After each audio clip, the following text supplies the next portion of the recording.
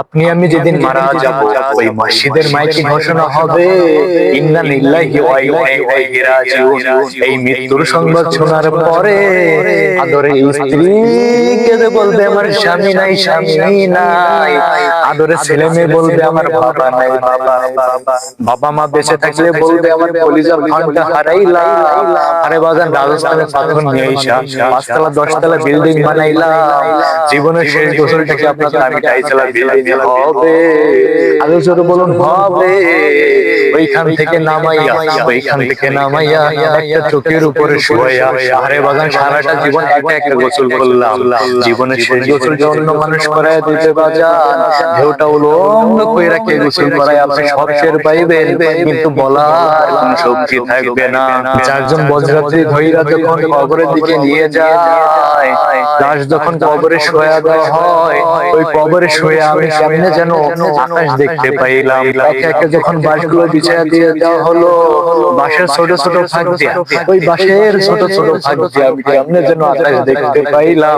এরপরে যখন চড়াটা কলার পাতা বিছায়া দেওয়া হলো, পুরাটা কবর আধার আধার, নেই কোনো প্রিয়জন, নেই কোনো আত্মীয় স্বজন, কোনো বন্ধু বান্ধব। আমার কবরের উপরে এক মুষ্টি করে মাটি ফালায়, আমি সব টের পাইবো।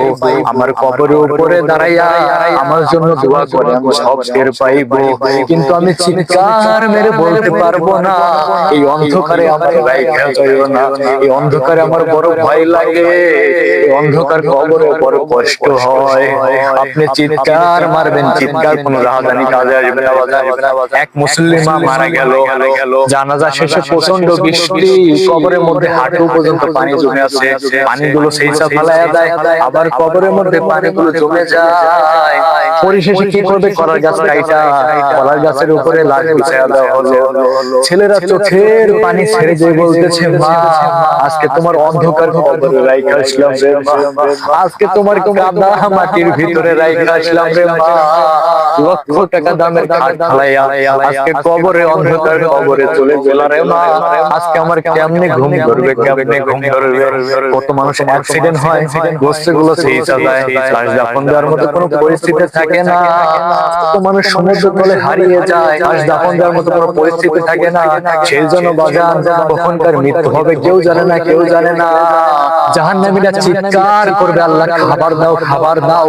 এই চিৎকার শোনার সাথে সাথে আল্লাহ বলবে, এই ফেরেশতারা যাও যাও যাও, জাহান্নামীদের খাবার দাও, জাহান্নামীদের খাবার দাও হবে কাঁটা যুক্ত জাগম ফল।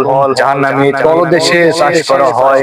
যখন জাহান্নামীরা না বুঝা গলার ভিতরে দিবে, তখন গলার ভিতরেও যাবে, বাইরেও বাজান। তখন দুনিয়ার কথা মনে পড়ে যাবে, দুনিয়ায় কোনো কিছু আটকাইলে পানি খাইলে ভালো হয়। তখন জাহান্নামীরা চিৎকার করবে, আল্লাহ পানি দাও, পানি দাও।